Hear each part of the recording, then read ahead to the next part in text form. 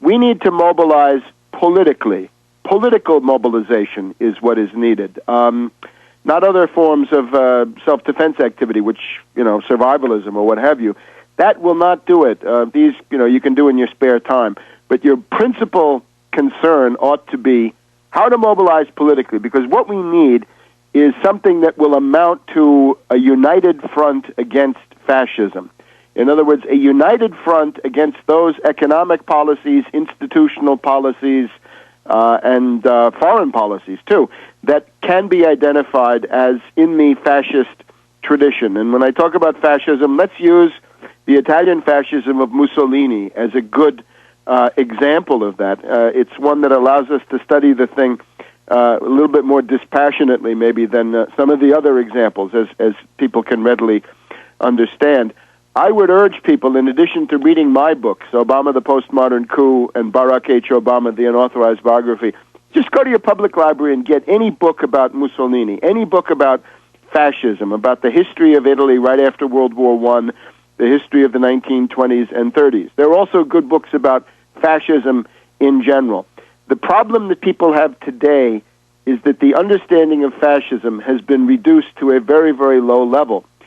People don't really understand that fascism is not a top-down dictatorship that becomes more and more oppressive. It is rather a mass movement coming up out of the streets. It's sort of what you've been seeing in these stadiums around the country for the Obama stadium appearances, what you saw there in Denver, what you saw there in Oregon or in Philadelphia. Last night we had a big crowd out there in Grant Park in Chicago, the oceanic crowd, the orator in the middle, the massy mass, preferably at night. All of these things are very, very disturbing, hearkening back to the political liturgy, the political symbolism of the 1920s and the 1930s. So here's what I suggest we do. In that hour and a half that I have with you today, I'd like to talk myself for about 30 or 40 minutes, and then we'll go over to phone calls. I would suggest the following. First of all, there should be no honeymoon for the fascist corporate state. We don't need 100 days honeymoon. We don't need any honeymoon. There should be no illusions about this. People are caught up in the hysteria of Obama. Don't be. This is a very grim and very ominous situation we're now in. We've come out of it not with the worst of all possible outcomes, but with a bad one. We've got a one-party state. We've got the repo clique, the Reid, Pelosi, Obama clique, now taking over the U.S. government. Most of the really bad stuff under Bush, in terms of the wars at least, came under one-party Republican rule. That was bad. Now we're going to have one-party Democratic rule. I'm afraid that's going to be worse, if only because the World Economic Depression is going to make it worse. So no honeymoon, no 100 days. It's going to be a mockery to compare Obama's 100 days with Franklin D. Roosevelt's. This will be the 100 days in reverse. This will be payments to bankers, not emergency relief to people that are starving and hurting. So no honeymoon. Secondly, there must be no fascist censorship. We don't want anybody tampering with the First Amendment. It has served us very well. We are, after all, traditionalists. We have that saving touch of conservatism.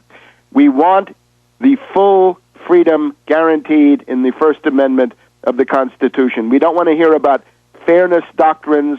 We don't want government bureaucrats tampering with the media. We don't want Chuck Schumer with his bankrupt argument that pornography is regulated and therefore free speech on talk radio ought to be also. We don't need that. We need more media diversity, not less. The fairness doctrine is a way to muzzle and censor the mass media. So we don't want any part of it. We also don't want hate crime or hate speech legislation. We don't want politically correct speech codes being rammed down the throat of the American people. Watch for Pelosi and her totalitarian liberal cohorts to try to impose things of that nature. Another very important one, we don't want the institutionalization of governmental or paragovernmental fascist militias. We don't want a Homeland Security Corps of the type that Obama has talked about. We don't want a Green Corps.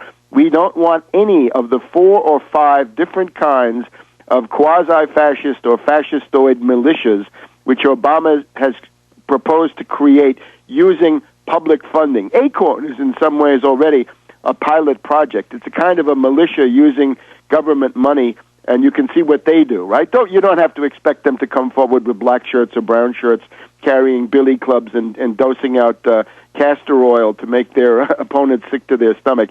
It's going to be in a modern form, but we don't want any of these militias. Now, in terms of economic policy, there will be in the first 100 days the demand for more bailouts. We've had Jim Cramer, who speaks for the trading desk at Goldman Sachs and Morgan Stanley and J.P. Morgan Chase. Jim Cramer on CNBC has called for more bailouts, more money pumped into the edifice of $1 quadrillion of derivatives that Wall Street and their international allies have built up. We say no to bailouts, no more bailouts, and we don't want any part of the federal government to be cannibalized and looted in order to finance these bailouts. That includes, Kramer, the idea we don't want Social Security looted. We don't want Social Security, Medicare, Medicaid tampered with in order to pay the bills for George Soros, David Rockefeller, and the boys at Goldman Sachs who have put Barkey into office. There's also the question of fascist austerity. You've noticed that under the fascist regimes in Central Europe between the 2 world wars, one of the main tasks of the entire government was to drive down the standard of living, to massively transfer economic resources out of the hands of the common people and into the hands of bankrupt bankers. That is what Obama's proposing. I had to laugh when people talked about Obama as a socialist. Obama's not a socialist. This is social fascism. This is not about distributing wealth to poor people. This is about gouging everybody and giving Soros and David Rockefeller and Goldman Sachs the proceeds. It's very, very different. The chosen method for doing this, of course, requires left cover. We're now entering into a period of left cover government, which is different from what we've had under the right-wing reactionary period of Bush, Cheney, and the neocons. They're going to try to do this with a carbon tax or a cap-and-trade system, most likely a cap-and-trade system, which will, in effect, be a huge, unnecessary, totally ideological tax on all forms of production. This will drive down the standard of living in a dramatic way. So we say no to it. And we're going to be told, but that means you don't care about the polar bears. You don't care about the Arctic ice cap. The answer is simple, and I can give you this as a historian. I don't need climatologists. I don't need pseudoscientists or quackademics to come forward with their crazy global warming theory. We know that this is a matter of sunspot activity. We know that the medieval warm period corresponded to a high level of sunspot activity, the medieval maximum. We know that the Little Ice Age and the late 1500s and the beginning of the 1600s corresponded to minimums of solar and sunspot activity. So this is just crazy. This is pseudoscience. This is as bad as it gets in terms of junk science, pseudoscience, and the sort of thing, again, that we saw in Central Europe between the 2 world wars. Another no is no to free trade sellouts. We don't need any expansion of NAFTA. We don't want CAFTA. We don't want the authority of the international GATT, the World Trade Organization, and so forth. We don't need any more of that. And then, in the area of international politics, we can already see Obama has demanded the escalation of the war in Afghanistan. Obama was, of course, the biggest warmonger in the field, certainly the biggest warmonger in the Democratic field, and in many ways the biggest warmonger of them all, although McCain's foolish bluster sometimes obscured that fact.